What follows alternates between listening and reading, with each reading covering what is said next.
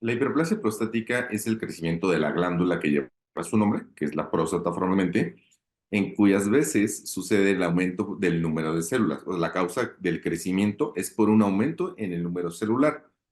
Es frecuente que en la consulta se confunda este término con el crecimiento secundario de una inflamación.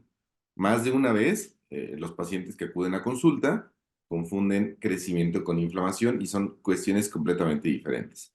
Una inflamación es un proceso donde al resolver la causa de base, remite ese aumento de volumen y en el caso de la hiperplasia es un aumento real del número de células, por lo cual no tiene reversa ese aumento en sus dimensiones. Bien, el pronóstico en realidad es favorecedor. Se trata de un crecimiento prostático benigno. La mayor parte de las veces el término hiperplasia denota que no hay malignidad en esas células, ¿no? Es un crecimiento que únicamente depende del número, del aumento del número de células. Sin embargo, existen complicaciones que suceden al no realizar un tratamiento o un abordaje de forma temprana y oportuna, que pueden culminar en situaciones poco favorables para la salud del paciente, por lo cual es importante que se detecte y se trate a tiempo. Los síntomas tradicionalmente se dividían en irritativos y obstructivos, que básicamente es muy características estas palabras, porque obstructivo justamente denota que hay una obstrucción, hay una reducción en el flujo, y generalmente este tipo de síntomas son la disminución en el chorro, el pujo, la intermitencia, en donde en lugar de salir en un solo evento, en una sola exhibición, el chorro de la orina sucede en varios segmentos de orina, por así decirlo, ¿no? Y en el caso de irritación, son aquellos síntomas que generalmente se asocian a este incremento en el deseo miccional, a esta urgencia o el deseo imperativo de ir al baño, al ardor para orinar o a la sensación de que persiste después de ir al baño, con una sensación permanente de querer seguir yendo al baño a pesar de haber ido en un momento cercano, ¿no? Actualmente a esos síntomas se les denominan de almacenamiento y de vaciamiento. Solo cambia la terminología, pero grosso modo son básicamente los mismos. Ok, las causas son justamente el estímulo hormonal y la edad. La exposición a los andrógenos, formalmente la testosterona, de forma crónica a lo largo de la vida, sucede que es la causa principal, de hecho la única causa, ¿no? Este aumento de temporalidad, el periodo que durante toda tu vida estás expuesto a los andrógenos, genera un incremento en el número celular.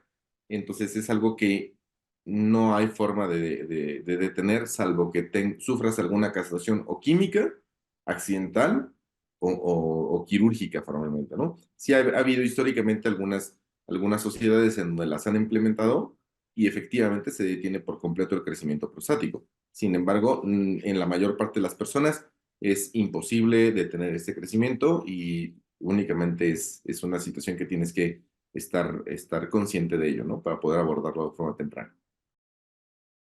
Ok, el panel de pruebas que utilizamos en consulta para realizar un abordaje integral del crecimiento prostático son tres a grandes rasgos. El antígeno prostático, que es una prueba bioquímica, el ultrasonido vesicoprostático, que nos da una idea de las dimensiones de la próstata, y finalmente la exploración física, que es el tacto rectal. Las tres cosas son complementarias, evalúan situaciones completamente diferentes y ninguna de ellas debería de sustituirse por otra, ¿no? Muchos pacientes existe ese tabú de que no me gustaría que me revisaran y bueno, al final no se puede obligar a nadie, pero la realidad es que se pierde esa porción de la exploración física que nos aporta información valiosa para definir si el crecimiento se trata efectivamente de un crecimiento con un aspecto benigno como la hiperplasia o podemos tener sospecha de algo extra. En ese caso, pues es cáncer formalmente de próstata, ¿no? Sí, realmente la mayor parte de las veces se recomienda o se sugiere que las pruebas empiecen rondando los 45 años de edad. Esto depende, pues, grosso modo, de esa exposición temporal a los andrógenos y se sugiere que sea 5 años antes en aquellos pacientes que tienen antecedentes familiares, ¿no? Pero en general, todos los pacientes a partir de los 40 años de edad se pueden empezar a realizar estas pruebas para poder detectar algún cambio y darle un abordaje o un tratamiento y evitar cosechar estas consecuencias que pudieran ser deleterias para la salud. No, no hay forma de prevenirla. Lamentablemente, como lo comentábamos, es la exposición de andrógenos. Estos andrógenos se producen en dos sitios diferentes del cuerpo, el testículo y las suprarrenales. La única forma de evitar que crezca la próstata es suprimir o químicamente los andrógenos o retirar formalmente testículos y suprarrenales, que tienen muchas más consecuencias que beneficios. O sea, realmente no vale la pena. No vale la pena realizar este tipo de intervenciones, ni debería de contemplarse como una alternativa de prevención para el crecimiento prostático. Ok, el tratamiento depende muchísimo de tres cosas. Uno, de que no exista una indicación formal para algún tipo de abordaje. Dos, de la preferencia del paciente. Y tres, de la gravedad de sus síntomas, ¿no? En esas tres cosas a mí me gusta utilizarlas como referencia para definir qué tratamiento le queda mejor a cada paciente. Y eso sería lo ideal, que se hiciera un abordaje como un traje hecho a la medida.